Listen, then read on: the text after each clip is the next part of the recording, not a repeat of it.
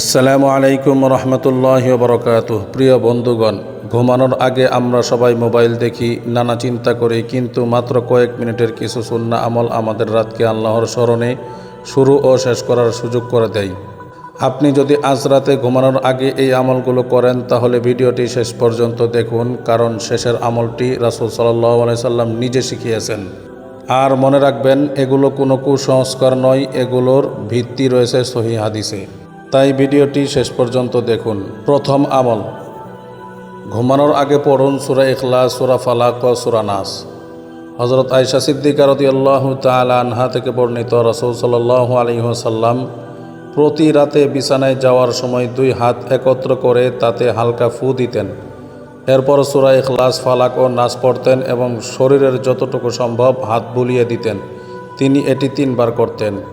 দলিল সহিহ বুখারী, হাদিস নাম্বার 5017। অর্থাৎ আজ রাতে ঘুমানোর আগে 3 কুল পড়ার অভ্যাস করুন। কোরআনের দলিল, আপনি কি জানেন ঘুমও আল্লাহর একটি নিদর্শন? মহান আল্লাহ তাআলা সূরা জুমারের 42 নম্বর আয়াতে বলেন, আল্লাহু ইয়াতাওয়াফাল আনফুসা হিনা মাউতিহা ওয়াল্লাতী লাম তামুত ফি মানামিহা ফায়ুমসিকুল্লাতী ক্বাদা আলাইহাল মাউতা ওয়া ইউরসিলুল উখরা ইলা আজালিম মুসাম্মা। অর্থ, আল্লাহ প্রাণসমূহকে তাদের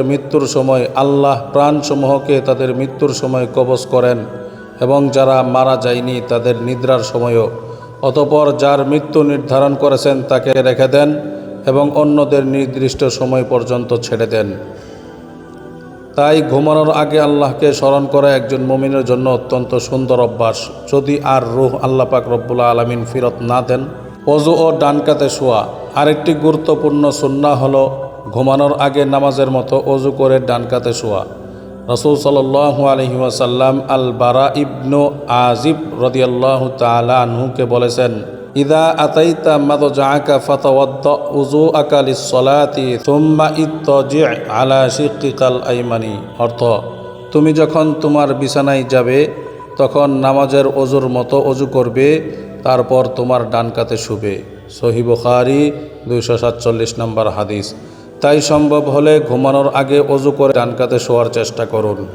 ঘুমের দোয়া পড়ুন। এরপর এই দোয়াটি পড়তে পারেন, আল্লাহুম্মা আসলামতু ওয়াজহিয়া ইলাইকা ওয়া ফাওয়াদতু আমরি ইলাইকা ওয়া আলজাতু যহরি ইলাইকা রাগবাতান ওয়া রাহবাতান ইলাইকা লা মালজা ওয়া লা মানজা মিনকা ইল্লা ইলাইক। আল্লাহুম্মা আমানতু বিকিতাবিকা আল্লাযী আনজালতা ওয়া বিনাবিয়্যিকা আল্লাযী আরসালতা। অর্থ, হে আল্লাহ, আমি আমার নিজেকে আপনার কাছে সমর্পণ করলাম, আমার সব বিষয় আপনার কাছে সোপর্দ করলাম এবং আপনার উপর নির্ভর করলাম। আপনার কাছ থেকে বাঁচার কোনো আশ্রয় নেই, আপনি ছাড়া কোনো আশ্রয়স্থল নেই। হে আল্লাহ, আপনি যে কিতাব নাজিল করেছেন এবং যে নবী পাঠিয়েছেন আমি তার উপর ঈমান এনেছি। সহিহ বুখারী 247 নম্বর হাদিস। আরেকটি বিষয়, ঘুমানোর আগে আয়াতুল কুরসিও পড়া অত্যন্ত প্রসিদ্ধ সুন্নাহ আমল। সহিহ বুখারীর বর্ণনায় এসেছে, এটি পড়লে আল্লাহর পক্ষ থেকে একজন রক্ষক থাকে এবং সকাল পর্যন্ত শয়তান কাছে আসতে পারে না। তাই আজ রাতে ঘুমানোর আগে ওযু করুন, ডান কাতে শুয়ে পড়ুন, আয়াতুল কুরসি পড়ুন, 3 কুল পড়ুন এবং ঘুমের দোয়া পড়ুন। আল্লাহ আমাদের রাতকে তার জিকিরে সুন্দর করুন এবং ঈমানের সঙ্গে ঘুম ও জাগরণ দান করুন। আমিন। আমলটি উপকারী মনে হলে ভিডিওটি একজন প্রিয় মানুষকে শেয়ার করুন এবং এমন সহিহ ইসলামিক আমল পেতে চ্যানেলটি সাবস্ক্রাইব করে পাশে থাকা বেল আইকনটি চালু করুন।